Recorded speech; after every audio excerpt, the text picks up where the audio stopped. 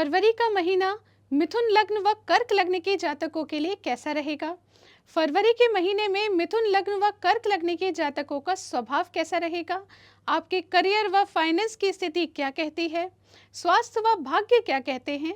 वहीं दूसरी तरफ वैवाहिक जीवन, स्टूडेंट्स का जीवन, प्रेम संबंधित योग और विदेश योग, इन सभी बिंदुओं पर चर्चा करेंगे आज हम इस वीडियो में। नमस्कार मित्रों, मैं श्वेता मिश्रा एक बार फिर आप सभी का बहुत बहुत स्वागत करती हूँ। सबसे पहले जान लेते हैं मित्रों मिथुन लग्न के जातकों के बारे में। यदि आपकी लग्न कुंडली के प्रथम भाव में नंबर लिखा है 3 तो आप मिथुन लग्न के जातक हैं। सबसे पहले चर्चा करेंगे आपके स्वभाव की। तो मित्रों मिथुन लग्न के जातकों के लग्न में ही अब 21 जनवरी से मंगल देव प्रवेश कर चुके हैं। मंगल देव के लग्न में आने से आपके स्वभाव में क्रोध की स्थिति देखने को मिल सकती है, इम्पेशेंस देखने को मिल सकता है, छोटी छोटी बात पर ओवर रिएक्ट करें ऐसे योग भी बनते हैं। तो आपको इन सभी चीज़ों का ध्यान रखना है। इसके साथ ही अगर बात करें आपके करियर की, तो मित्रों पिछले दिनों आपने अपने करियर में काफ़ी उतार चढ़ाव देखे हैं। राहु व केतु आपके दशम व चतुर्थ भाव में विराजमान है गोचरीय स्थिति के अनुसार, परंतु 28 जनवरी से शुक्र देव उच्च की स्थिति में आपके दशम भाव में प्रवेश कर रहे हैं। ये मान के चलिए कि ये आपकी स्थिति को शानदार बना रहे हैं। आपके अब करियर में जितनी भी रुकावटें आ रही थी उन सभी रुकावटों को ये अब कम कर देंगे और करियर में एक अलग ही ग्रोथ देखने को मिलेगी। तो पिछले दिनों जो आपने निराशा का सामना किया वो स्थिति समाप्त होगी और अब आपके कार्य धीरे धीरे बनने लग जाएंगे। अब जानते हैं आपके फाइनेंस की स्थिति। तो मित्रों पिछले दिनों मंगल देव नीच की स्थिति में आपके फाइनेंस भाव में ही विराजमान थे। धन से संबंधित आपने कई परेशानियां महसूस की होंगी। धन से संबंधित धोखे भी आपके जीवन में हुए होंगे, या फिर आपने पैसा कहीं दिया और वो अटक गया।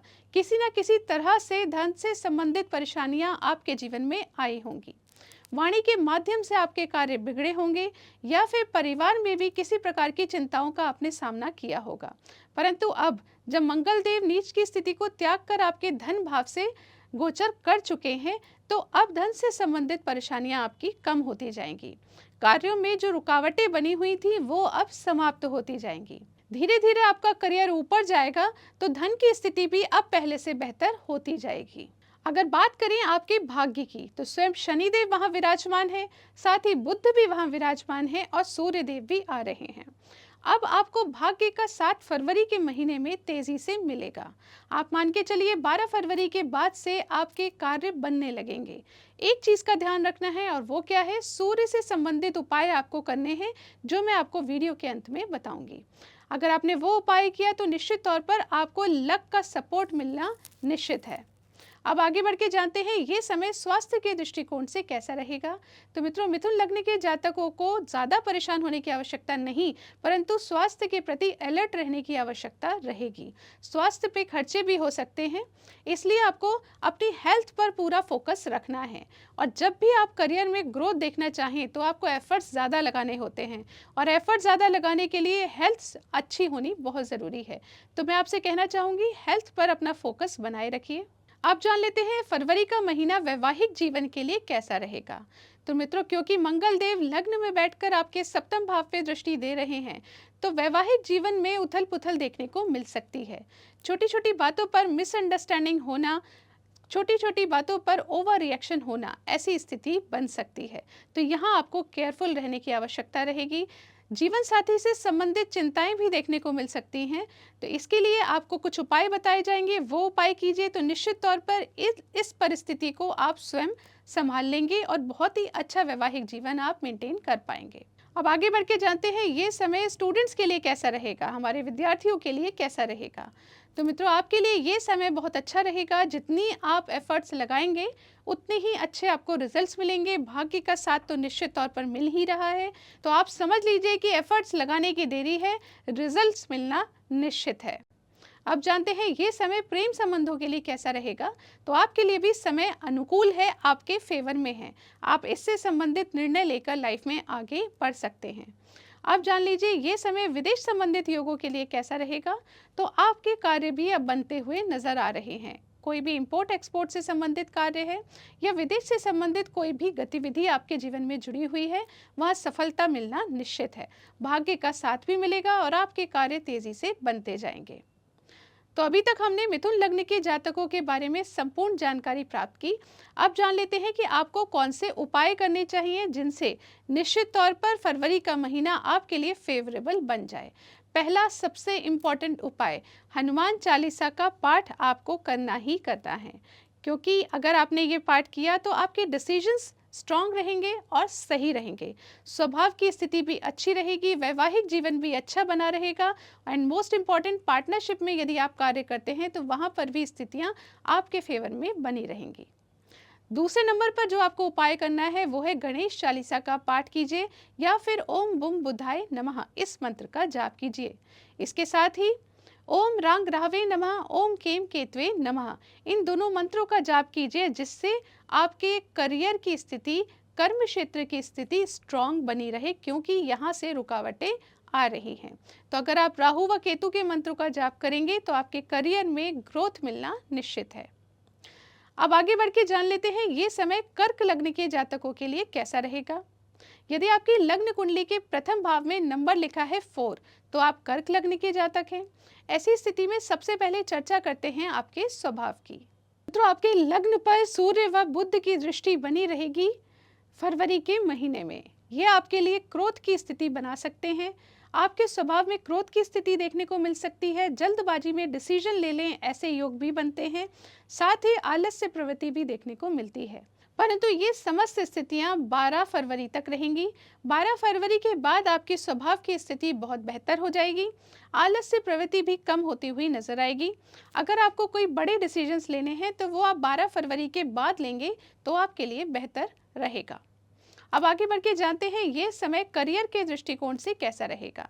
तो मित्रों, करियर में अभी भी उतार चढ़ाव की स्थिति बनी हुई है। यदि आप विदेश से संबंधित कार्य करते हैं, किसी भी तरह से आपका कोई भी कार्य विदेश से जुड़ा हुआ है, तो वहां पर स्थितियां अच्छी बनी हुई हैं, आपके कार्य तेजी से बनते जाएंगे। परंतु अन्य स्थितियों में छोटे मोटे उतार चढ़ाव देखने को मिलते हैं। अब जानते हैं ये समय फाइनेंस के दृष्टिकोण से कैसा रहेगा। तो मित्रों, आपके कार्य में भले ही उतार चढ़ाव हो, परंतु फिर भी अंत में आपकी डिजायर्स जरूर पूरी होंगी, ऐसे योग बन रहे हैं। तो मित्रों, आपको अपने करियर में कितनी भी मेहनत का सामना करना पड़े, उथल पुथल का सामना करना पड़े, परंतु बैंक बैलेंस की स्थिति मजबूत बनी रहेगी, क्योंकि आपकी सोर्स ऑफ अर्निंग स्ट्रांग बने हुए हैं। तो धन से संबंधित चिंताएं आपको नहीं करनी है। वहीं आगे बढ़ के जानते हैं ये समय भाग्य के दृष्टिकोण से कैसा रहेगा। तो मित्रों, भाग्य के दृष्टिकोण से समय अब पहले की अपेक्षा बेहतर हो रहा है। शुक्रदेव उच्च की राशि में आपके भाग्य में प्रवेश कर रहे हैं, जो आपको आपके कार्यों में भाग्य का सपोर्ट दिलाएंगे। तो जैसा कि हमने अभी तक बात की कि करियर में उथल पुथल रहेगी, परंतु भाग्य के सपोर्ट से कार्य बनेंगे, इनकम के सोर्स अच्छे बने रहेंगे, बैंक बैलेंस भी बना रहेगा। अब आगे बढ़ के जानते हैं ये समय स्वास्थ्य के दृष्टिकोण से कैसा रहेगा। तो मित्रों, 28 मार्च तक शनि देव आपके अष्टम में विराजमान है। स्वास्थ्य के प्रति अलर्ट आपको बना रहना है, परंतु मंगल देव के द्वादश भाव में प्रवेश करने से स्वास्थ्य की स्थिति आपकी पहले से अधिक मजबूत होती हुई दिख रही है। तो स्वास्थ्य के लिए अलर्ट तो रहना है, लेकिन स्थिति पहले से बेहतर बन चुकी है। अब जान लेते हैं ये समय हमारी संतान के लिए और स्टूडेंट्स के लिए कैसा रहेगा। तो मित्रों, स्टूडेंट्स के लिए ये समय शानदार रहेगा। देवगुरु बृहस्पति की आपके पंचम भाव पे दृष्टि है। देवगुरु बृहस्पति जो कि ज्ञान के कारक हैं, ऐसा प्लैनेट जब आपके पंचम भाव पे दृष्टि दे तो आप समझ लीजिए निश्चित तौर पर आपको पूरा आशीर्वाद प्राप्त है इस वक्त पढ़ाई करने के लिए। कहाँ करना क्या है, तो सिर्फ फोकस्ड होकर पढ़ाई करनी है। आप जितनी मेहनत करेंगे उससे भी अच्छे रिजल्ट्स आपको प्राप्त होंगे, तो मेहनत करते रहिए। वहीं दूसरी तरफ संतान से संबंधित यदि कोई चिंता थी तो वो समाप्त होगी, नए सॉल्यूशंस आपको मिल जाएंगे। अब जानते हैं ये समय प्रेम संबंधित योगों के लिए कैसा रहेगा। तो वहां पर भी स्थितियां आपके फेवर में बनी हुई हैं, आपके कार्य बन जाएंगे, इस राह पर आप आगे बढ़ सकते हैं। अब जानते हैं ये समय विदेश संबंधित योगों के लिए कैसा रहेगा। तो मित्रों, मंगल देव आपके द्वादश भाव में प्रवेश कर चुके हैं। विदेश से संबंधित कोई भी गतिविधि आपके जीवन में चल रही थी वो उसको साकार कर देंगे। मंगल देव के आशीर्वाद से विदेश से संबंधित कार्य आपके नहीं अटकेंगे, तो इस डायरेक्शन में आप आगे बढ़ सकते हैं। अब जान लेते हैं कर्क लग्न के जातकों को कौन से उपाय करने चाहिए। तो पहले नंबर पर आप कीजिए ओम सोम सोमाय नमः। इस मंत्र का जाप प्रतिदिन 108 बार अवश्य कीजिए। दूसरे नंबर पे कीजिए ओम शम शनिश्चराय नमः। इस मंत्र का जाप करने से निश्चित तौर पर आपके स्वास्थ्य से संबंधित परेशानियां समाप्त होंगी। आशा करती हूँ ये जानकारी आपको पसंद आई होगी। यदि पसंद आए इस वीडियो को लाइक कीजिए, शेयर कीजिए, पेज को फॉलो कीजिए। अगले वीडियो में आपसे फिर मुलाकात होगी। तब तक के लिए नमस्कार।